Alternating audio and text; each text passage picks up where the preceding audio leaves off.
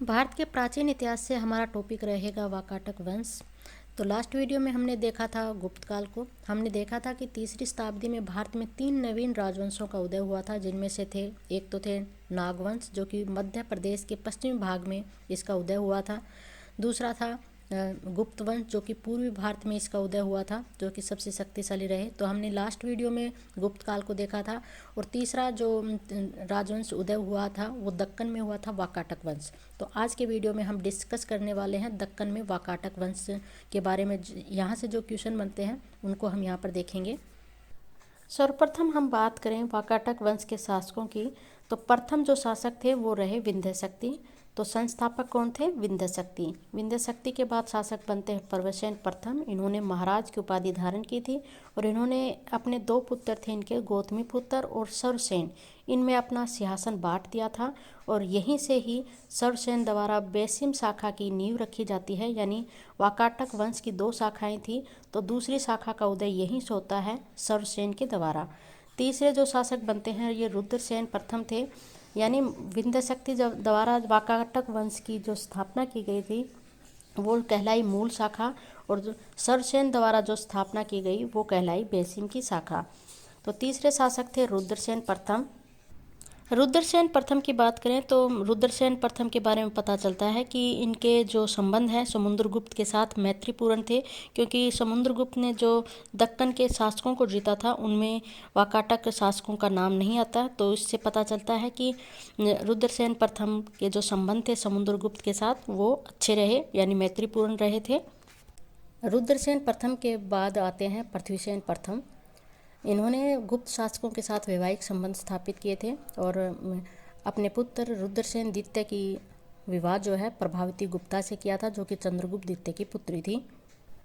पृथ्वीसेन प्रथम के बाद उनके पुत्र रुद्रसेन द्वितीय शासक बनते हैं, लेकिन अल्पायु में ही उनकी मृत्यु हो जाती है। इसीलिए उनकी रानी प्रभावती गुप्ता जो है राज्य की संरक्षिका के रूप में 410 तक शासन करती हैं। इसके बाद जो रुद्रसेन द्वितीय के पुत्र थे दामोदर सेन, वो शासक बनते हैं। प्रवरसेन द्वितीय के नाम से वो गद्दी पर बैठते हैं, वो राजपाट करते हैं। इसके बाद नरेंद्र सेन शासक बनते हैं। वाकाटक वंश का अंतिम शासक जो रहा वो रहा पृथ्वीसेन द्वितीय। तो प्रवरसेन के समय में ही वाकाटक शक्ति का पतन आरंभ हो गया था। नरेंद्र सेन ने वाकाटक प्रभाव को बनाए रखने का कुछ हद तक प्रयास किया, लेकिन प्रवरसेन के बाद ही इनका पतन जो है प्रारंभ हो गया था। इस वंश का अंतिम शासक था पृथ्वीसेन द्वितीय। नलों और त्रिकुटों में संघर्ष से वाकाटक शक्ति का बहुत अधिक ह्रास हुआ और परिणाम क्या रहा कि जो मूल शाखा थी जिसकी स्थापना विंध्य शक्ति ने की थी, इस पर बेसिम शाखा का अधिकार हो गया। बेसिम शाखा की स्थापना किसने की थी? वो सर्वसेन द्वारा की गई थी। तो मूल शाखा पर बेसिम शाखा का अधिकार हो गया था। वाकाटक वंश के शासकों के बाद हम देखेंगे अन्य इम्पोर्टेंट फैक्ट, जहाँ से क्वेश्चन अक्सर बनते हैं। सर्वप्रथम ये क्वेश्चन ध्यान रखिए कि वाकाटक वंश के संस्थापक कौन थे? तो विंध्य शक्ति इस वंश के संस्थापक रहे। वाकाटक वंश की जानकारी हमें कहाँ कहाँ से मिलती है? तो पुराणों से हमें वाकाटकों का उल्लेख मिलता है। वाकाटक वंश का संस्थापक कौन थे? विंध्य शक्ति। और वाकाटकों की आरंभिक राजधानी पुरिका थी।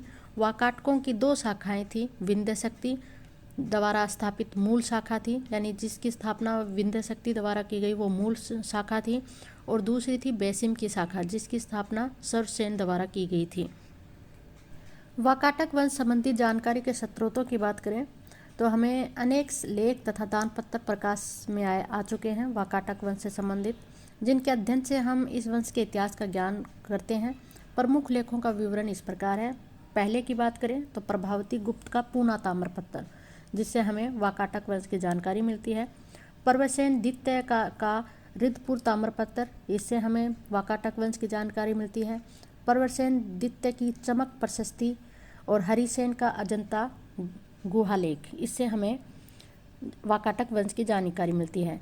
और हरिसेन जो है वो बेसिम शाखा से जुड़े हुए शासक हैं, जो कि बेसिम शाखा के अंतिम शासक थे हरिसेन। इनका गुहालेख है अजंता गुहालेख, इससे हमें वाकाटक वंश संबंधी जानकारी मिलती है। पूना जो कि प्रभावती गुप्ता का है, रिद्धपुर जो कि प्रवरसेन द्वितीय का है, के ताम्रपत्रों से हमें वाकाटक गुप्त संबंधों पर भी प्रकाश पड़ता है। यानी इन पूना पूना ताम्रपत्र और रिद्धपुर ताम्रपत्र से हमें वाकाटक वंश और गुप्त वंश के जो संबंध थे उनका वर्णन हमें मिलता है। इनमें प्रभावती गुप्ता के व्यक्तित्व तथा कार्यों के विषय में से संबंधी भी हमें जानकारी मिलती है।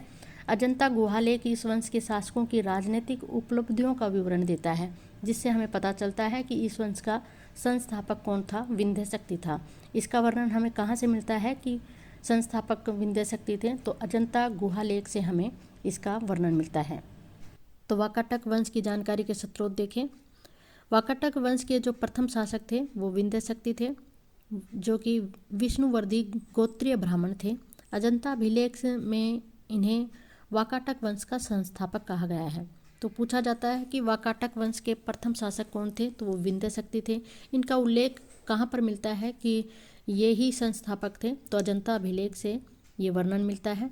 इनकी तुलना किससे की गई है विंध्य शक्ति की, तो इंद्र और विष्णु से इनकी तुलना की गई है। विंध्य शक्ति के बाद शासक बनते हैं प्रवेशसेन प्रथम। एक ये शक्तिशाली सम्राट रहे। इन्होंने ही उपाधि धारण की थी महाराज की। तो क्वेश्चन बनता है कि वाकाटक वो कौन सा वाकाटक शासक है जिन्होंने महाराज की उपाधि धारण की थी, तो वो थे प्रवेशसेन प्रथम। तो पहले शासक हुए विंध्य शक्ति, दूसरे हुए कौन, प्रवेशसेन फर्स्ट। इनके प्रवेशसेन फर्स्ट के ये 2 पुत्र थे और 1 पुत्री थी। इन्होंने अपनी पुत्री का विवाह नागवंशी शासक भवनाग से किया था। क्वेश्चन आता है कि किस शासक वाकाटक शासक ने अपनी पुत्री का विवाह नागवंशी शासक से किया था, तो वे प्रवेशसेन प्रथम थे और भवनाग से इन्होंने उसका विवाह किया था।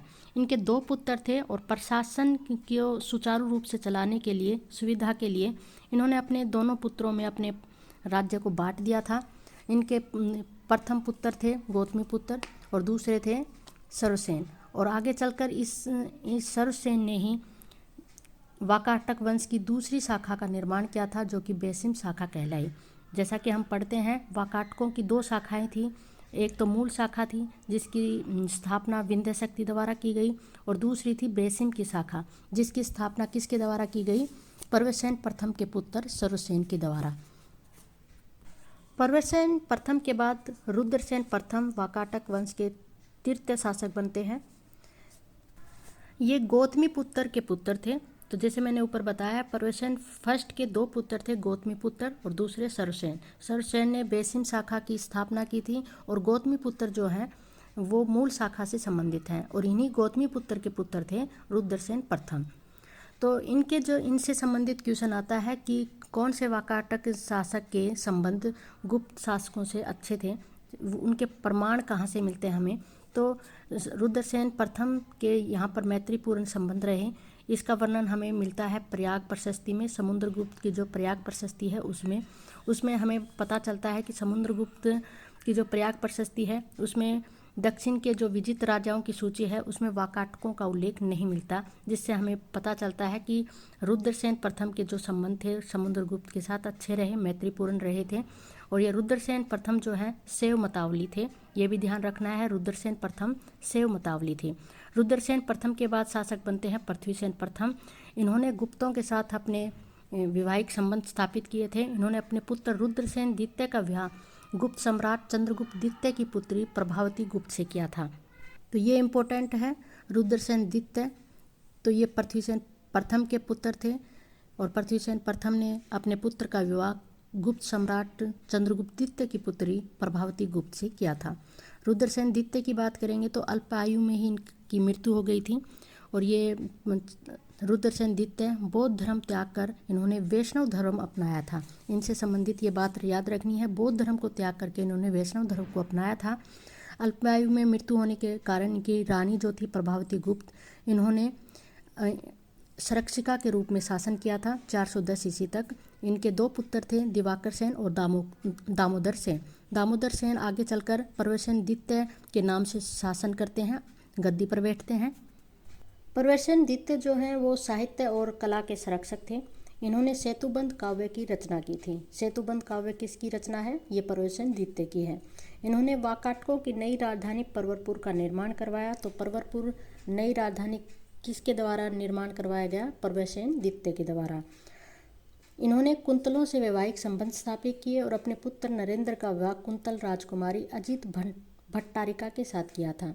ठीक है, ये वैष्णव धर्म को मानने वाला था। प्रवरसेन द्वितीय किस धर्म को मानने वाला था? वैष्णव धर्म को मानने वाला था। और रुद्रसेन द्वितीय जो थे वो बौद्ध धर्म को मानने वाले थे। पहले प्रारंभ में मानने वाले थे बौद्ध धर्म को, और आगे चलकर इन्होंने बौद्ध धर्म को त्याग कर वैष्णव धर्म को अपनाया था। प्रवरसेन के बाद वाकाटक शक्ति का पतन होना प्रारंभ हो गया था।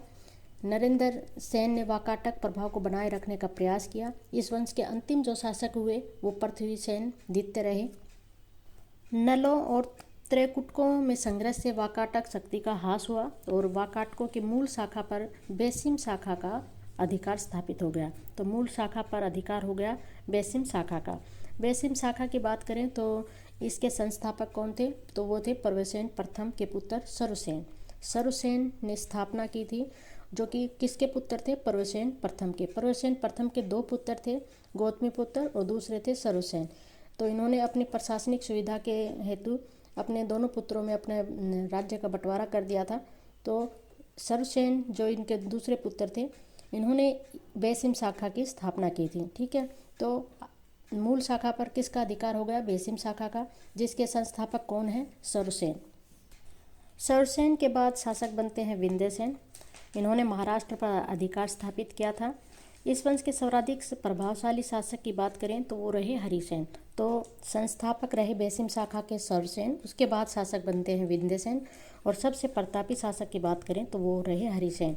इनके बाद वाकाटकों की शक्ति का पतन आरंभ हो गया था। सोमवंशियों, कदम्बों, कलचुरियों और मालवा के यशोवर्मन द्वारा वाकाटकों की शक्ति पर लगातार प्रहार किए गए और उनको समाप्त कर दिया गया। वाकाटकों द्वारा एक बड़े राज्य की स्थापना की गई। वाकाटकों ने राजतंत्रात्मक व्यवस्था स्थापित की थी। कौन सी व्यवस्था स्थापित की थी? राजतंत्रात्मक। शासन में राजकुमारियों और रानियों का भी प्रमुख स्थान था। वाकाटक अभिलेखों में अनेक पदाधिकारियों के नाम मिलते हैं, जैसे कि चाट भाट, संतक, निरीक्षक, रज्जुक, इनका उल्लेख मिलता है। ग्राम प्रशासन में हमें महतर और एमा की मुख्य भूमिका मिलती है। ग्राम प्रशासन से कौन से संबंधित हैं? महतर और एमा। वाकाटकों ने ब्राह्मणों और अधिकारियों को जमीन दान में दी थी। सामाजिक व्यवस्था का आधार वर्ण व जाति व्यवस्था थी। वाकाटक ब्राह्मण धर्म के संरक्षक थे। तो ब्राह्मण धर्म के संरक्षक रहे वाकाटक शासक। बौद्धों को भी इन्होंने स्वतंत्रता दी थी। अजंता की कुछ बौद्ध गुफाओं का निर्माण उनके द्वारा हुआ था। मंदिर स्थापत्य की नागर शैली का विकास वाकाटकों ने किया था। तो मंदिर स्थापत्य की बात करें तो नागर शैली का विकास किया था वाकाटकों ने। और बात करें गंगा यमुना की मूर्तियाँ बड़े पैमाने पर मिली हैं वाकाटकों के स्थान से। गंगा यमुना की मूर्तियाँ मिली हैं। तो वाकाटकों का राज्य चिह्न पूछ लिया जाए तो राज्य चिह्न था गंगा यमुना की मूर्तियाँ। वाकाटकों के अधीन उच्च शैक्षिक केंद्रों की बात करें तो वो रहे नासिक, परवरपुर और वत्सगुलम। परवरपुर जिसको नई राजधानी बनवाया था प्रवरसेन द्वितीय ने, वही परवरपुर है। ये उच्च शैक्षणिक केंद्र था ये। नासिक इसके अतिरिक्त और वत्सगुलम, ये तीनों वाकाटकों के अधीन उच्च शैक्षणिक केंद्र थे। वीडियो के लास्ट में देखेंगे वाकाटक वंश से संबंधित इंपॉर्टेंट क्वेश्चन, जहाँ से क्वेश्चन आए हुए हैं। तो चलिए फर्स्ट क्वेश्चन देखते हैं। क्वेश्चन है कि वाकाटक वंश की स्थापना कब हुई थी? तो 255 ईस्वी में हुई थी। तो इसका संभावित कार्यकाल है 255 से 275 ईस्वी। वाकाटक वंश के संस्थापक कौन थे? तो विंध्य शक्ति इसके संस्थापक रहे। और अंतिम शासक की बात करें तो पृथ्वीसेन द्वितीय इस वंश के अंतिम शासक रहे। वाकाटक वंश के किस शासक ने महाराज या कह सकते हैं आप सम्राट की उपाधि धारण की थी? तो प्रवरसेन फर्स्ट ने महाराज की उपाधि धारण की थी। नेक्स्ट क्वेश्चन, पृथ्वीसेन द्वितीय के सामंत व्याधदेव ने कौन से मंदिर का निर्माण करवाया था? तो पृथ्वीसेन द्वितीय के सामंत थे व्याधदेव, इन्होंने नचना मंदिर का निर्माण करवाया था। नेक्स्ट क्वेश्चन है, संस्कृत की कौन सी शैली का पूर्ण विकास वाकाटक नरेशों के दरबार में हुआ था? तो विदर्भी शैली का निर्माण हुआ था वाकाटक नरेशों के दरबार में। नेक्स्ट क्वेश्चन की बात करेंगे कि सरुसेन ने कौन सा प्राकृत काव्य ग्रंथ लिखा? सरुसेन जिन्होंने बेसिम शाखा की स्थापना की थी, इनके द्वारा जो काव्य ग्रंथ लिखा गया वो था हरिविजय। तो आंसर रहेगा हरिविजय। नेक्स्ट क्वेश्चन है, प्रवरसेन द्वितीय का काव्य ग्रंथ कौन सा है? तो सेतुबंध है। तो प्रवरसेन द्वितीय का जो मूल नाम था, आरंभिक नाम था, वो दामोदर सेन था। दामोदर सेन जो कि रुद्रसेन द्वितीय के पुत्र थे। अल्पायु में ही इनके पिता की मृत्यु हो जाती है, इसीलिए ये जो प्रभावती गुप्ता थी, जो कि चंद्रगुप्त द्वितीय की पुत्री थी, जिनका विवाह रुद्रसेन द्वितीय से हुआ था, वो राजकाज देखती हैं। और जब ये दामोदर सेन गद्दी पर बैठते हैं तो प्रवेशन द्वितीय के नाम से गद्दी पर बैठते हैं। तो ये इन्हीं का काव्य ग्रंथ है, प्रवेशन द्वितीय का काव्य ग्रंथ है सेतुबंध। तो याद रखना है, ये क्वेश्चन बनता है। सेतुबंध किसकी काव्य ग्रंथ है? तो ये प्रवेशन द्वितीय का है। और प्रवेशन द्वितीय का मूल नाम था दामोदर सेन, जो कि रुद्रसेन द्वितीय के पुत्र थे। नेक्स्ट क्वेश्चन है, बसीम शाखा का अंतिम शासक कौन था? तो बसीम शाखा का अंतिम शासक था हरिसेन। और बात करें बसीम शाखा की स्थापना किसने की थी? तो सर्वसेन के द्वारा इसकी स्थापना की गई थी। सर्वसेन जो कि प्रवरसेन प्रथम के पुत्र थे। तो प्रवरसेन प्रथम के दो पुत्र थे, गौतमीपुत्र और सर्वसेन। तो गौतमीपुत्र मूल शाखा से जुड़े हुए थे और सर्वसेन ने आगे चलकर, जो कि इनके पिता थे प्रवरसेन प्रथम, इन्होंने इनको एक स्थान दिया था वत्सगुलम। इसी स्थान पर, वत्सगुलम के स्थान पर इन्होंने इस बेसिम शाखा की स्थापना की थी। ठीक है, तो वत्सगुलम स्थान पर सर्वसेन के द्वारा बेसिम शाखा की स्थापना की गई थी। बसीम कह दीजिए या बेसिम कह दीजिए, बात एक ही है। तो संस्थापक थे सर्वसेन। इसके बाद आते हैं विंध्य शक्ति। उसके बाद जो अंतिम शासक थे बसीम शाखा के, वो थे हरिसेन। नेक्स्ट क्वेश्चन देखेंगे, वाकाटक नरेश किसके अनन्य उपासक थे? तो विष्णु के अनन्य उपासक थे। इसके अतिरिक्त इन्होंने बौद्ध धर्म को भी आश्रय दिया था, उसको भी मानते थे। नेक्स्ट क्वेश्चन, रुद्रसेन द्वितीय के पुत्र थे। तो दो पुत्र थे रुद्रसेन द्वितीय के, दिवाकर सेन और दामोदर सेन। जो कि दामोदर सेन आगे चलकर गद्दी पर बैठते हैं और गद्दी पर जब वो बैठते हैं तो प्रवेशन द्वितीय के नाम से वो गद्दी पर बैठते हैं। इनका काव्य आता है सेतुबंध। तो काव्य याद रखना है, सेतुबंध। इन्होंने नई राजधानी की स्थापना की थी और नई राजधानी का नाम पूछा जाता है परवरपुर। यानी परवरपुर नई राजधानी की स्थापना किसके द्वारा की गई थी? तो वो की गई थी दामोदर सेन यानी प्रवरसेन द्वितीय के द्वारा। नेक्स्ट क्वेश्चन है कि वाकाटक वंश से संबंधित शाखाएं थी। तो प्रधान शाखा थी एक तो, जिसकी स्थापना की थी विंध्य शक्ति द्वारा, और दूसरी थी बेसिम की शाखा, जिसकी स्थापना की थी सर्वसेन के द्वारा। नेक्स्ट क्वेश्चन है कि किस शासक के पश्चात वाकाटक साम्राज्य दो शाखाओं में विभक्त हो गया था? तो प्रवरसेन फर्स्ट के समय वाकाटक साम्राज्य दो शाखाओं में विभक्त हो गया था, क्योंकि प्रवरसेन फर्स्ट ने अपने दो पुत्रों में साम्राज्य का विभाजन कर दिया था। पहला पुत्र था गौतमीपुत्र, दूसरा था सर्वसेन, और यहीं से दो शाखाओं में विभक्त हो गया था, क्योंकि सर्वसेन ने आगे चलकर बेसिम की शाखा की नींव रख दी थी। तो प्रवरसेन फर्स्ट के समय में वाकाटक साम्राज्य दो भागों में बट गया था।